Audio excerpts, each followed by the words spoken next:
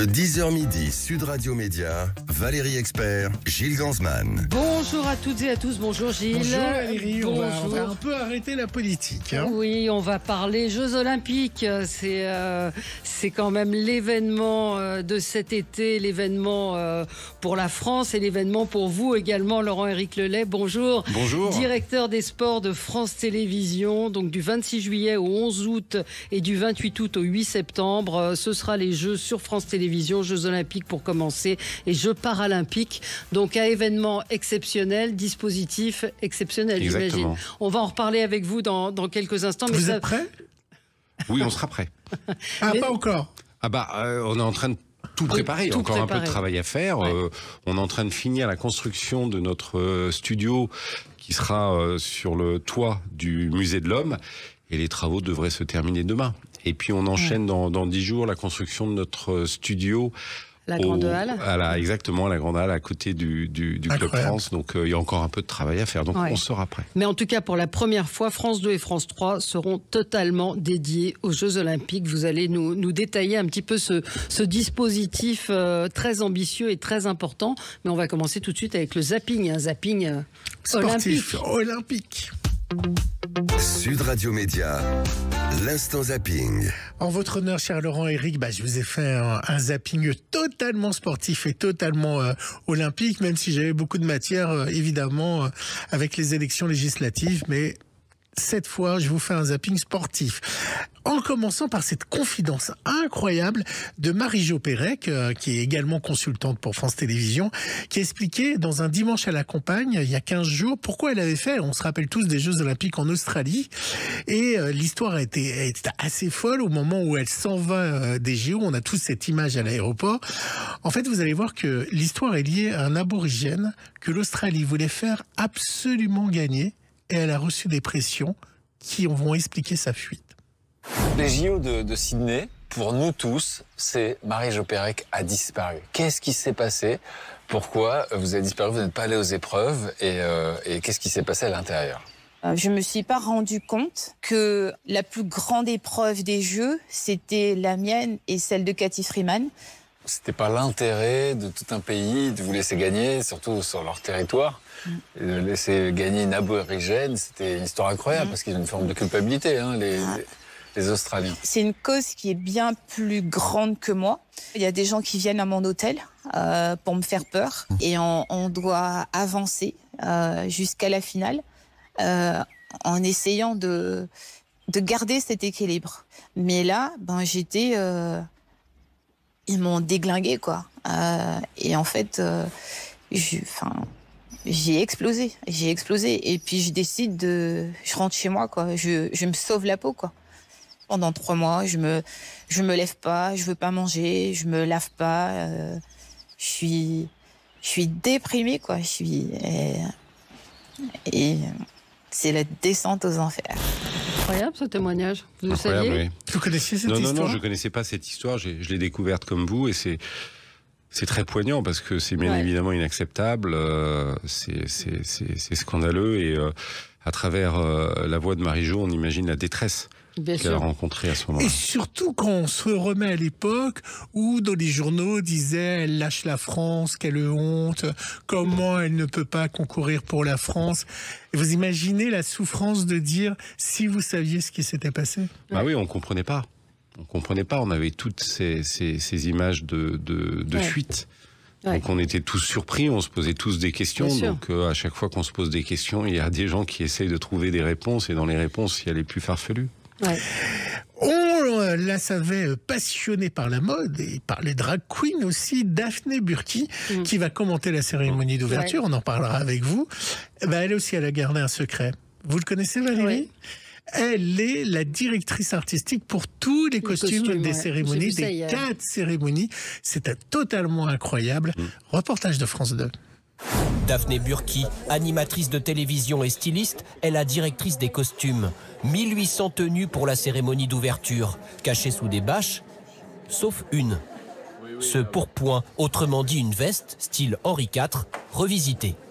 Il est fabriqué dans des matériaux de sport, Vous voyez, c'est des cotons stretch exactement les mêmes qui sont utilisés dans les survêtements. Et on a mélangé un tas de techniques qui rappellent l'escrime, le vêtement d'époque et le vêtement de sport, et ça se lave en machine. Voilà. Et c'est l'histoire, c'est du sport, mais en fait c'est un mélange. Voilà. C'est un vrai melting pot cette cérémonie. Ouais, vous le saviez quand vous l'avez choisie qu'elle s'occupait, elle avait partagé ce secret avec vous?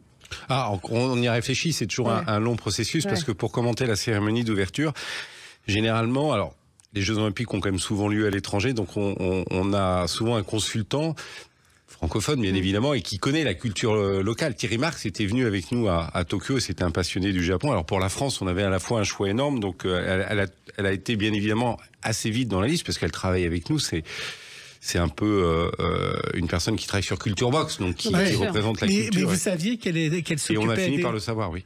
Au début, vous ne le saviez pas? Au début, quand on réfléchissait, non, et puis avant de prendre la décision, on le savait. Incroyable. Mais c'est une passionnée de mode, hein. Je me souviens de ses débuts sur Canal+, elle collectionne les vêtements, enfin c'est un choix tout à fait légitime. Vous en aviez vu certains de ces costumes? Vous en avez vu? Aucun, vous allez la cérémonie d'ouverture. À quoi ça sert d'être patron du sport? Mais il faut savoir respecter un petit peu ses secrets. Il y a une grande tradition du secret dans les cérémonies d'ouverture, comme le dernier porteur de la flamme. Ouais. Et moi j'aime bien que les secrets restent des secrets. Et vous le savez ou pas? Vous savez qui sera? Bien sûr que non. Et j'ai même pas si envie de le savoir. Vous nous le diriez. Moi, je préfère découvrir ça en direct, découvrir cette émotion en direct comme tout le monde. Il y en a un qui en rêve d'être le dernier porteur. Il y en a plusieurs, je crois. Hein. Oui, il y en a pas mal, ouais. Et si je vous dis que sa sœur va être consultante pour France Télévisions, vous pensez à qui? Vous parlez de Florent? Bah évidemment. Ouais. Sa sœur Laure Manodou donc sera consultante pour vous. Et une nouvelle fois, elle aura peut-être la possibilité de commenter la course de son frère Florent Manodou, qui s'est qualifié entre autres à 34 ans pour l'épreuve du 50 mètres libre, et tout le monde est admiratif. Son petit sourire en coin en dit long sur sa décontraction. Avant la démonstration, 21 secondes 54 pour traverser la piscine, remporter le 50 mètres nage libre et se qualifier pour ses 4e Jeux Olympiques. On voit toujours comme le petit frère d'eux. Ça fait un petit moment que je suis là maintenant et voilà, 4e jeu, 33 ans et à la maison en plus, donc j'ai hâte. Ses adversaires, comme les spectateurs, saluent la longévité d'un champion. Rester à ce niveau-là à 33 ans, c'est costaud. Il est clairement impressionnant, physiquement par son gabarit déjà, et puis par la performance qu'il est capable de faire comme ça en fin de carrière, en revenant, je trouve que c'est dingue. Bon, je l'ai vieilli d'un an, j'ai dit 34, mais il a 33 ans. Un grand champion, on va parler des champions juste après la pub. Il ne faudra pas oublier, évidemment, et ça aussi on en parlera ensemble, les Paralympiques qui vont être aussi 24 heures sur 24, et ça c'est un pari fort de France Télévisions. Et il y avait le tennisman, vous savez, Michael Jérémiaz, qui est un tennisman incroyable et qui est en fauteuil roulant, est invité de la clique. Alors vous savez que le symbole des Jeux Olympiques, quand vous regardez le logo et autres, c'est évidemment la Tour Eiffel. Donc du coup, il a parlé de la Tour Eiffel, mais plutôt de la sienne. J'avais eu la chance de vous rencontrer il y a une dizaine d'années, et vous m'aviez sorti une expression qui m'avait fumé de rire, que vous utilisez encore. Vous m'aviez parlé de votre Tour Eiffel. C'était il y a 10 ans, maintenant à 42 ans, la Tour Eiffel, c'est un peu la Tour de Pise, mais il faut que vous imaginiez que quand j'ai mon accident à l'âge de 18 ans, quand je me réveille, je suis paralysé du nombril jusqu'aux orteils. Et pendant 3 semaines, je commence à avoir des picotements dans les cuisses, je commence à récupérer un petit peu de fonction motrice et sensitive. Et un matin, je me réveille, comme tous les matins, allongé sur le dos, avec mes pieds qui sont comme ça, et là, je vois pas mes pieds. Donc je suis un mec curieux, il y a un truc gigantesque qui obstrue ma vue, donc qu'est-ce que je fais? Évidemment, Mouloud, je lève le drap, et là, la fameuse Tour Eiffel, et voilà, c'était ça dont je vous avais parlé. C'est que j'aime bien raconter ça, mais parce qu'en fait, c'est un des plus grands tabous, c'est un des derniers tabous, la vie intime des personnes handicapées. Aujourd'hui, elle est encore niée. Aujourd'hui, nous, on n'a pas le droit au plaisir, on n'a pas le droit d'être des amants, des amoureux, des papas, on n'y a pas le droit. Témoignage fort, et on parlera évidemment des Paralympiques. Bon, alors je vous en avais parlé il y a 3 semaines, Valérie. Peut-être vous ne nous avez pas entendu, Laurent et Eric, alors j'ai ressorti le son pour vous. Qui va chanter pour l'ouverture des Jeux Olympiques? Ah non, pas qui va chanter pour l'ouverture des Jeux Olympiques, mais qui a fait une chanson dédiée aux Jeux Olympiques. Vous l'avez pas entendu, je suis sûr. C'est Ariel Dombal. Ariel Dombal pour l'arrivée de la flamme à Paris. Exactement, le 14 juillet. Ça s'appelle Olympique. Vous l'avez déjà entendu ou pas? Oui. Alors écoutez, c'est quelque chose quand même.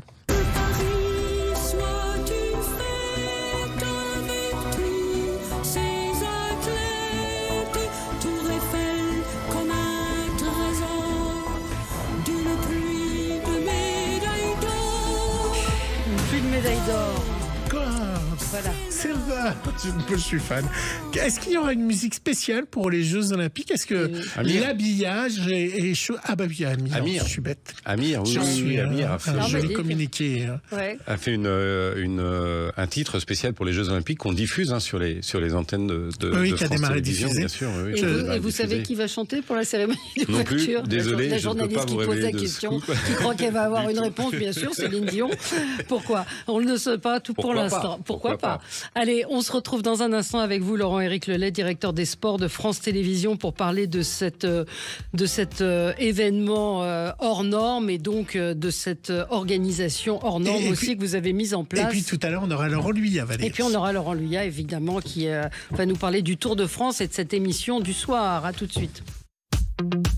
Sud Radio Média, l'invité du jour. L'invité du jour, c'est l'homme de l'été, Laurent-Éric Lelay, directeur des sports de France Télévisions. France Télévisions qui est le diffuseur officiel des Jeux Olympiques avec une couverture exceptionnelle du 26 juillet au 8 septembre. Jeux Olympiques et Jeux Paralympiques. Donc, racontez-nous un petit peu comment ça fait combien de temps que vous travaillez, vous, sur cet événement? Dès qu'on a su qu'on aurait les Jeux? Oui, même avant d'ailleurs. Je me rappelle quand la France Paris candidatait pour l'organisation des Jeux, il y avait eu lors d'une journée olympique au mois de fin juin, ils avaient organisé, je ne sais pas si vous vous rappelez de l'image, il y avait une énorme piste d'athlétisme sur la Seine qui avait été faite. Oui. Et on avait retransmis cet événement. Je crois que c'était d'ailleurs le président Macron venait d'être élu pour la première fois, assez fraîchement. C'était une de ses premières apparitions publiques. Donc dès le départ, on était en soutien, bien évidemment. Et puis Paris a obtenu l'organisation des Jeux. Et puis on y a travaillé. Il a fallu acquérir les droits. Et puis après, commencer à réfléchir au dispositif. Donc ça fait effectivement très longtemps, même si on y travaille de plus en plus. Ouais, il y a eu une grosse bagarre pour les droits. Oui, enfin après c'est des négociations, évident que ce soit le service public. C'est jamais évident. C'est jamais évident. C'est jamais évident les droits sportifs. Je pose des questions. Alors moi, je peux me permettre de le dire, peut-être pas vous. TF1 a vraiment tout fait pour les avoir parce que c'est déjà à un moment ils ont dit dans notre logo il est bleu, blanc, rouge, ça doit arriver à TF1. On est la couleur de la France et ils se sont vraiment battus, mais le dispositif qui a été présenté par France Télévisions a été assez imbattable quand même. Alors les deux antennes, France 2, France 3, consacrées uniquement aux Jeux Olympiques. Exactement. Événement exceptionnel, événement avec une énorme ambition que veut Tony Estanguet et tout son comité d'organisation. Et que donc nous on se doit d'être à la hauteur de cette ambition, à la hauteur de cet événement. C'est jamais arrivé des Jeux Olympiques d'été en France quand la télé existait, puis il y a 100 ans, la télé n'existait pas. Et donc, très très vite, on s'est dit que ça avait un sens de consacrer toute la journée l'antenne de France 2 et de France 3 à la diffusion des Jeux, sachant qu'on va éditer une troisième chaîne qui va être disponible sur France.tv. Et là, les haters vont vous dire, et moi, je paye le service public, je déteste le sport, et je paye, alors je paye plus ma redevance, mais moi qui suis ménagère, qui adore les feuilletons, les séries, c'est horrible ce que vous me faites. Je ne reconnais plus mon service public. Je joue l'avocat du diable. Oui, vous avez tout à fait raison et on est un groupe pour tous les publics et c'est pour ça que nous avons une autre chaîne qui s'appelle France 5 et qui, j'espère, vous plaira. Mais notre pari, c'est aussi que les Jeux Olympiques en France vont intéresser tous les Français parce que c'est pas qu'un événement sportif, c'est un événement qui est social ou un événement qui est sociétal. Et on sait déjà, parce qu'on l'a vu par le passé, que quand un événement sportif est organisé sur le territoire national, il a toujours un surplus d'audience. On l'a encore remarqué avec la Coupe du Monde de rugby en septembre dernier. Ouais, et la Flamme, on a vu que la Flamme mobilisait aussi, faisait des audiences. C'est incroyable la Flamme, ce qui se passe autour de la Flamme. Ça, c'est un vieux rêve que j'avais depuis très longtemps, depuis que je travaillais à Eurosport, de pouvoir avoir la possibilité de couvrir en intégralité, en direct la Flamme. Et la technologie nous a permis aujourd'hui de pouvoir le faire parce que on peut le faire dans une logique financière. Et j'ai envie de dire respectable pour l'environnement, réaliste aujourd'hui, alors qu'avant il aurait fallu mettre des hélicoptères partout, donc ça aurait coûté beaucoup d'argent. Maintenant avec des drones, on arrive. Ah mais non, mais alors, vous savez que j'ai assisté à la conférence de presse. Oui. Il y a Delphine Ernotte, c'était la technicienne en chef. Elle a expliqué, mais alors elle était au point. Alors ça la passionne. Elle a dit ça. Vous y étiez. Ça passionne. Donc c'est des portables en fait qui font des téléphones portables avec une petite antenne dans le dos qui est une antenne Starlink, elle l'a cité. Elle a expliqué comment ça fonctionnait. Elle a dit mais ça coûte rien. On peut faire une chaîne avec. Et donc c'est que des portables qui fonctionnent avec une petite antenne. Vous avez vu, j'ai bien suivi. Vous avez bien appris la leçon. C'est assez fou d'ailleurs qu'aujourd'hui la qualité de portable soit une qualité diffusable, quoi. Tout à fait. Aujourd'hui, alors on fait des interviews avec les téléphones portables et effectivement la technologie Starlink permet de pouvoir envoyer les feeds dans le cloud, comme on dit, et à Paris, dans nos bureaux, on réalise le signal que vous pouvez découvrir sur France.tv. Et partout sur Elon Musk. Qu'est-ce que ça va donner à l'antenne, une journée type sur France 2 et sur France 3 ? Eh ben déjà, on va proposer le choix. Donc, vous savez que France 2, ça va être une chaîne qui va être plutôt axée sur ce qu'on appelle un peu les grands moments. Alors, c'est quoi les grands moments ? Alors, il y a les grandes disciplines, les Jeux Olympiques, la natation la première semaine, l'athlétisme la seconde. Donc, vous retrouverez notamment en prime time les grands moments de natation ou d'athlétisme, mais toute la journée, on va aller sur chacune des épreuves en suivant, c'est vrai, principalement le parcours des Français, avec cette volonté de diffuser toutes les médailles françaises qu'on espère nombreuses sur France 2. Donc on prendra l'antenne dans la foulée de Télématin, qui sera au Trocadéro sur notre plateau, et on va faire toute la continuité d'antenne de France 2 au Trocadéro. Alors il y aura les JT d'information qui seront quand même continués à diffuser sur France 2 et France 3, et à ce moment-là on basculera sur France 5, et puis à la fin de la journée de France 2 on aura notre magazine Quel jeu, présenté par Laurent Luya et Laurent, dont on va pouvoir parler après, sachant que les JT ne seront plus dans les studios des JT, mais eux aussi sont aux couleurs des JO et seront sur le toit du Trocadéro. Les JT de France 2. Ça c'est quand même fort, parce que faire bouger là une rédaction et tout ça, j'imagine que ça a dû se poser de questions, de se dire est-ce qu'on sort le JT Oui, c'est une décision d'Alexandre Cara que je trouve géniale, moi, parce que on est vraiment immergé, c'est vraiment un petit peu la fête. Après, ça reste des JT d'information, l'actualité, on verra ce qu'elle sera à ce moment-là. Mais je pense que c'est une manière aussi d'être intégré dans ce moment unique de l'histoire de notre pays. Oui, et il y a cette chaîne dont vous parliez juste pendant le zapping, cette chaîne numérique. Oui. Donc, qu'est-ce que vous pouvez nous dire de cette chaîne France TV Paris 24 avec un live chat interactif fan zone qui permettra de relayer en temps réel, c'est ça, les réactions des téléspectateurs. Voilà. Ça, alors, c'est quoi cette chaîne? C'est notre grande ambition que nous a donnée Delphine Ernotte, c'est comment créer de l'interactivité entre les téléspectateurs et nos chaînes. Et c'est vrai que la télévision, ça n'a jamais été simple.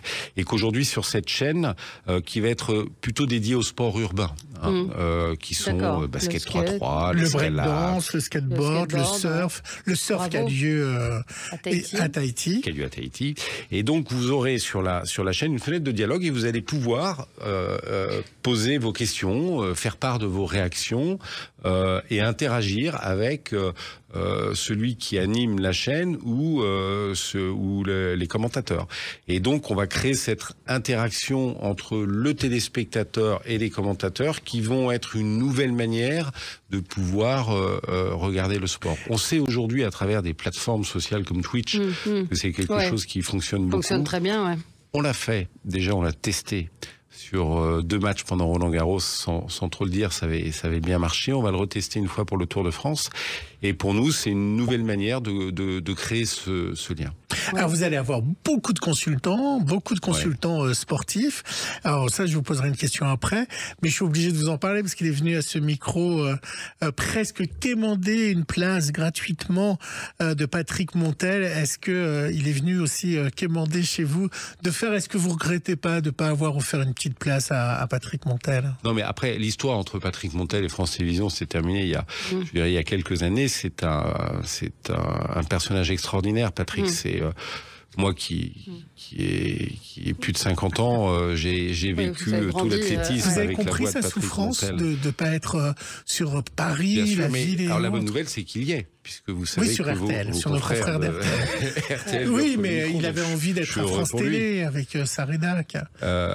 Oui, mais après les histoires sont différentes. Je pense que Patrick, il a une passion pour l'athlétisme, il a une passion pour les athlètes qui débordent d'ailleurs parfois. Ouais. Moi, je suis très heureux qu'RTL lui ouvre son micro et comme ça, on va pouvoir l'écouter. Alors, les consultants, qui avez-vous recruté pour ces Jeux Olympiques ? Bah écoutez, je vais pas déborder. Liste, donc la liste, elle est forcément très longue. Non, ça s'est bousculé pour... tout le monde a accepté, j'imagine. Oui, je pense que nous, notre choix, c'est d'essayer de trouver vraiment des personnalités qui ont cette capacité de pouvoir parler de leur sport au plus grand nombre. Et beaucoup de sports, des Jeux Olympiques, les Français ne les regardent qu'à l'occasion des Jeux Olympiques. Ouais. Et donc, c'est des sports où il faut souvent réexpliquer les règles, réexpliquer les enjeux, faire preuve des émotions. C'est souvent des sports pas très simples. Vous parliez à l'instant du breakdance. Breakdance, ça a expliqué, c'est un sport nouveau que peu de gens connaissent.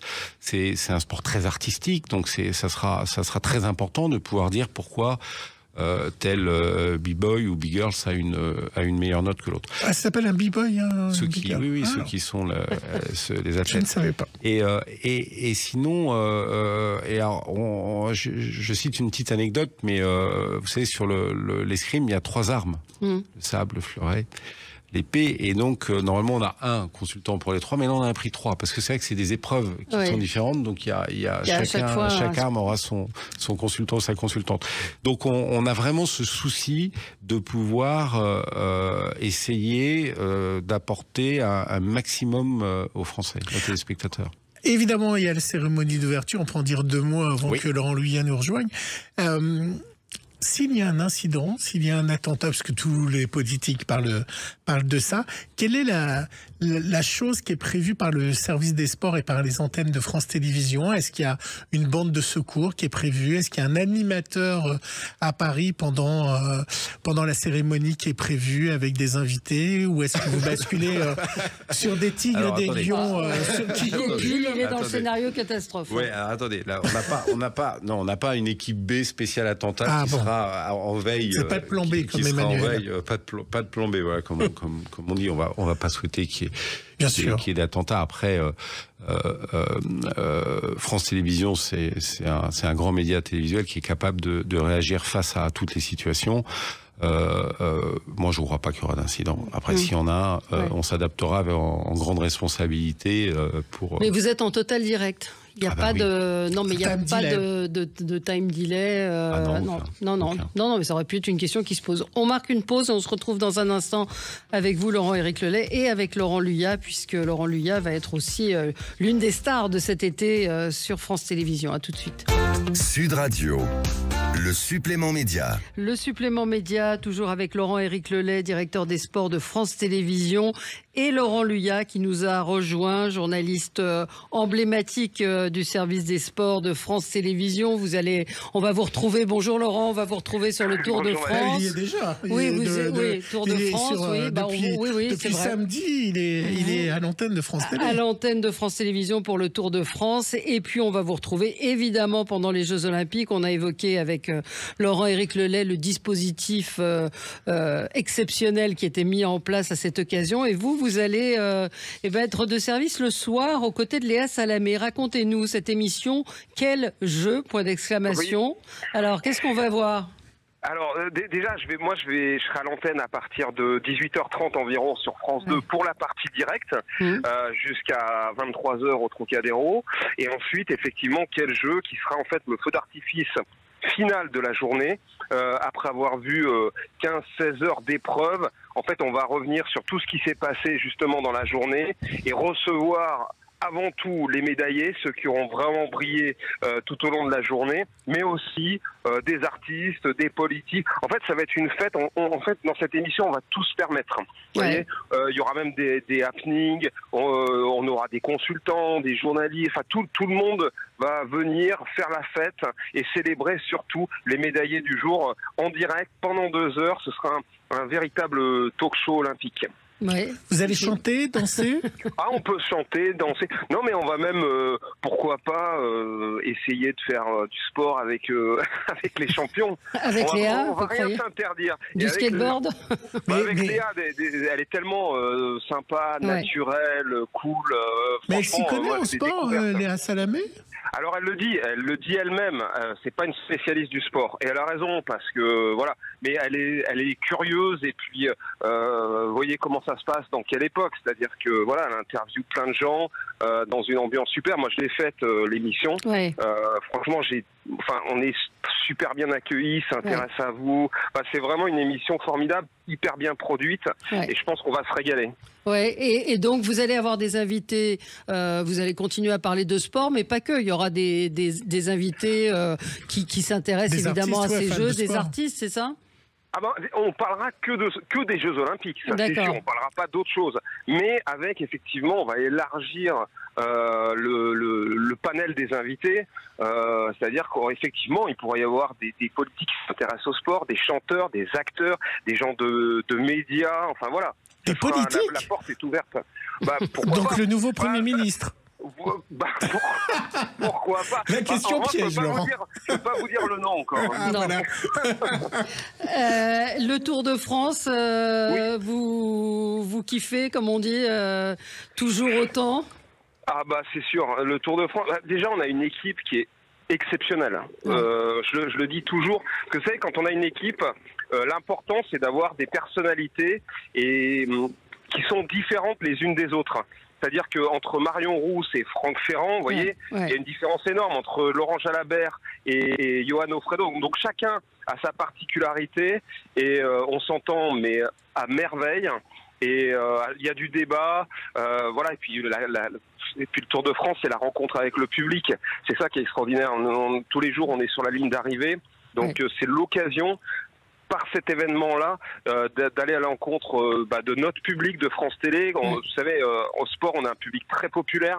On a des millions de gens qui nous regardent. Et de pouvoir les voir, discuter avec eux, c'est aussi un grand bonheur grâce au Tour de France. Ouais, alors peut-être Laurent Héric, sur le Tour de France, ça reste un événement là aussi extrêmement rassembleur, avec des paysages incroyables. Oui. Même pour beaucoup de gens regardent pour le paysage. Moi, j'adore à chaque fois qu'on parle du Tour de France le dire, parce qu'on a des images assez incroyables de cette belle France, justement, et que le Tour de France nous permet de découvrir. C'est le mariage du sport et des beaux paysages, donc ça nous permet également de découvrir, redécouvrir des régions de France et de voir que notre pays est très beau. Et cette année, on va aussi voir beaucoup d'Italie, en tout cas sur les trois premières étapes, avec un départ de Florence qui est une ville magnifique et qui va nous permettre aussi de voir d'autres paysages. Et Laurent Luyet, il a le droit au vin italien, au Chianti. Il ne boit pas, Laurent, je crois. Non. Avec Laurent Héric, on ne peut pas boire beaucoup, en fait, sur les événements. Il nous l'interdit pas, mais il nous fait les gros yeux, en fait, si on a un verre. Ouais, c'est ça. Ah, bah voilà. Moi, je voulais vous demander sur le Tour de France, il y a eu une petite polémique avec les motos de presse dans la saison dernière, avec des chutes de l'équipe de France. Vous avez pris la mesure à France Télévisions, vous avez enlevé des motos, non, on n'a pas enlevé. Vous expliquez un de nos consultants? Oui, on n'a pas enlevé. On n'a pas enlevé des motos. Il y a eu un peu cette petite polémique, effectivement, qui est liée à un trafic qui doit s'organiser entre différentes motos. Là, il y avait deux motos, parce qu'il y avait la moto pour filmer le signal et la moto pour les photographes. Et les deux, d'ailleurs, doivent pouvoir travailler. Donc, c'est une régulation du trafic qui sera, je crois, bien entendu faite. C'est toujours des étapes qui sont un petit peu magiques, parce que c'est des moments où il y a une forte émotion, on est en montée, il y a énormément de public, et d'ailleurs on le voit sur les images télé, les coureurs, quand ils montent comme ça avec le public qui s'écarte au dernier moment, parfois on a l'impression, mais comment ils vont faire? Donc il y a beaucoup de pression, beaucoup d'émotions, et que le très très regrettable incident de l'année dernière, fera tout pour qu'il se reproduise pas. Est-ce qu'un jour, vous ferez simplement pour une étape la caravane du Tour de France? Parce que moi, le Tour de France, je me vois avec ma grand-mère. La diffuser Oui, parce que je me vois avec ma grand-mère attendre les bonbons Haribo et cochonou. Non, mais c'est vrai que c'est une vraie vie, la caravane. Ça fait partie des gens qui veulent attraper. Elle passe 2 heures avant, donc je pense que le public... c'est ça qui serait compliqué. D'abord, elle passe 2 heures avant. En plus, une caravane publicitaire, donc pour montrer la publicité, je suis pas sûr que la législation nous le permette, mais c'est vrai que c'est une vraie fête. Oui. C'est une vraie fête, et quand on va sur le Tour de France, c'est important d'arriver avant la caravane, sinon c'est dommage. Vous mettrez de côté des dragibus, Laurent. Mais alors, si je peux rajouter une petite chose, on aura une nouveauté quand même cette année sur le vélo club. On va avoir un tout nouveau plateau, un nouveau décor en fait. On va être vraiment sur la ligne d'arrivée, et le public justement va pouvoir assister à l'émission. On l'a fait déjà un peu l'année dernière, on l'a testé, et ça c'est génial en fait, parce que en fait les coureurs arrivent, donc là il y a du barriérage forcément pour laisser passer tous les coureurs jusqu'au dernier, et ensuite le public pourra s'amasser tout autour de notre plateau, voilà. Donc ça c'est top. Un mot pour revenir sur les Jeux Olympiques. On n'a pas parlé des Jeux Paralympiques qui sont aussi importants. Oui, Laurent Luyat, vous allez aussi être là pour ces Jeux Paralympiques. Et encore une fois, France Télévisions donne énormément de visibilité à ces Jeux Paralympiques. Moi, je suis très attaché, parce que c'est vrai que j'ai la chance depuis 2014 de découvrir les Jeux Paralympiques sur France Télévisions avec du direct. Je pense que ça va être extraordinaire, mais vraiment, je vous le dis, je m'engage très sincèrement. Cette année, les gens vont découvrir une équipe de France et des athlètes qui sont absolument fabuleux. La couverture sera totale de 8h du matin jusqu'à minuit. On aura même le magazine avec quel jeu avec Léa Salamé pour les Paralympiques. Ça sera en intégralité pour la première fois. Pour la première fois, et je pense même dans le monde, je pense que jamais il n'y a eu une telle couverture pour les Jeux Paralympiques sur France 2, sur France 3, sur les 2 principales chaînes du groupe France Télévisions. Et je pense qu'il y aura vraiment un avant et un après Jeux Paralympiques 2024. D'où est venu, c'est vous, c'est vraiment France Télévisions, Laurent-Éric Lelay, qui avait insisté, c'est ce qui a permis que vous emportiez justement les droits des Jeux?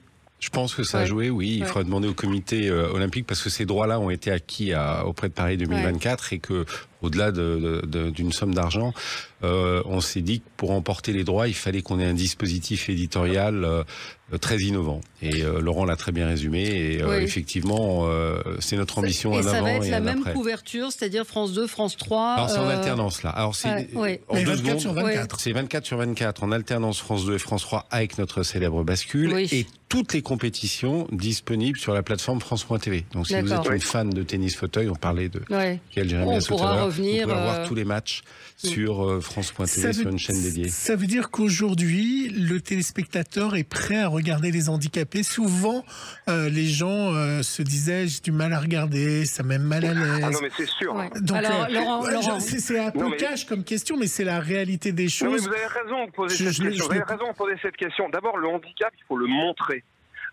Pour que, en fait, justement, le public ne se dise pas « Ah non, moi je veux pas voir parce qu'il lui manque un bras, une jambe, etc. » Moi, je sais que quand j'ai commencé les Jeux Paralympiques, je faisais des cauchemars, je vous le dis franchement, la nuit, la première fois, parce que, effectivement, toute la journée, je voyais etc. Et puis ensuite, en 2016, à Rio, déjà... Je dis pas que ça me faisait plus rien, mais plus grand chose. Et 2018, donc, si vous voulez, je les vois comme tous les autres. Il n'y a aucun problème là-dessus. En plus, alors, ce qui est extraordinaire, c'est que les athlètes français ont un charisme, vous verrez, donc le public va les découvrir, parce que c'est ça qui est important. Pour qu'un sport, pour qu'une compétition soit mise en avant, regardez Laure Manodou, la natation française en 2004, elle était au fond du trou. Laure Manodou, ça a été la vitrine, elle a engendré toute une génération d'athlètes. Et là, les athlètes paralympiques, l'équipe de France, ils ont du charisme, ils sont bons, et je pense que ça va vraiment cartonner. Et je pense que les gens n'auront plus aucun problème après ces Jeux Paralympiques pour voir des athlètes, comme vous dites, en situation de handicap. Et oui, parce que c'est vrai que quand on les entend aussi, ça change le regard. Nous, on a eu la chance ici de recevoir Théo Curin, et je peux vous dire qu'au bout de 2 minutes, il était tellement lumineux, tellement incroyable qu'on oubliait qu'il avait un handicap, et c'était comme un invité valide, parce que la force qu'il dégageait en interview changeait tout en fait. Ouais. Juste sur les Jeux Olympiques, on n'a pas évoqué la différence entre France 2 et France 3 ? France 3 va être une chaîne sur laquelle on va pouvoir diffuser principalement les sports collectifs. Donc si vous avez envie de voir... Par équipe, oui. Le basket. Les matchs de basket. Alors, il y a la Dream Team américaine, mais il y a aussi l'équipe de France masculine et féminine. On espère qu'elles iront le plus loin possible. Et puis, c'est une chaîne aussi qui va nous permettre de diffuser plus longuement. Par exemple, il va y avoir un tournoi de tennis extraordinaire. Extraordinaire, avec Nadal Alcaraz en double. Djokovic a dit qu'il venait. Donc, on aura envie de voir les matchs. Et donc, si on n'avait qu'une chaîne, on aurait du mal à diffuser des sets en entier. Là, on va pouvoir plus facilement. Et le rugby à 7 sur Radio ça va plus vite. Oui, ça va plus vite. Ça va plus vite, c'est dès le départ. Avec notre champion de Toulouse. Oui, et ça va dès le départ, puisque le rugby commence avant la cérémonie d'ouverture, les Jeux commencent avant les Jeux, et notamment l'épreuve masculine dont la finale aura lieu le lendemain de la cérémonie d'ouverture avec, on espère, une première médaille française. Alors attention, je vous mets au défi tous les deux. Combien de médailles pour la France, Laurent Luyat ? C'est enregistré. Oui, c'est enregistré. Alors, ça sera tweeté. D'accord, il n'y a pas de problème. J'annonce... alors, on est autour de 40 habituellement, entre 38 et 42, enfin entre 35 et 42. Donc là, comme c'est en France, j'annonce 52 médailles aux Jeux Olympiques. Et beaucoup plus aux Jeux Paralympiques. Beaucoup plus. Ah oui ? Et vous, Laurent-Éric Lelay ? On travaille beaucoup en ce moment sur ça, parce qu'on va faire une émission avant justement qui va parler un peu de ces Français qui peuvent prétendre à une médaille. Donc on arrive à 80 médailles, mais dans une version très optimiste. C'est-à-dire qu'on met vraiment des médailles. Bon. Donc moi je vais essayer d'être, je vais pas donner le même chiffre que Laurent, mais entre 60 et 70, ce serait bien. Ce serait bien. Et moi j'aime bien être optimiste. Ouais. Vous avez peur du baby blues après, du JO blues ou pas? On a les paras, donc ça va nous enlever déjà parce qu'on sera à fond sur les paras. Après les paras, on soufflera. Bon, on va trouver autre chose à faire. Vous savez ce qu'on a fait pour éviter le baby blues, le JO blues, et pour préparer le JO blues et pour préparer le futur, le groupe France Télévisions a acheté les droits des Jeux Olympiques jusqu'en 2032. Ah bon, ça va, donc ça va. Vous avez le temps de... Laurent, ça vous angoisse pas? Non, on fera plus décompression plutôt que dépression. Voilà, très bien. Et puis bravo pour Roland-Garros, parce que vous avez explosé les scores. Vous avez explosé les scores. Ça a été une super saison de Roland-Garros. Bon, on explose nous les temps. Juste une dernière chose, Valérie. Mardi 16 juillet, à ne pas rater, Olympique, la France des Jeux, un grand documentaire suivi d'un portrait. Présenté à Cannes avec un tas de sportifs incroyables, et ensuite un portrait de Kevin Meyer avec plein de choses à regarder. Et Gilles, le 15 juillet, la journée olympique aussi, sur France 2, toute la journée, jusqu'au soir. Et ça va être quoi? Ça va être la fête, et il y aura un grand concert le soir que j'aurai le plaisir d'animer avec Laurie Tillman. Ça va être avec plein d'artistes, ça va être vraiment la fête. Grande fête. Pas de maillot de bain et pas de château de sable cette année. Allez, merci à tous les deux. Merci Laurent-Éric Lelay et merci Laurent Luyat. Nous on se retrouve dans un instant pour commenter l'actualité. À tout de suite.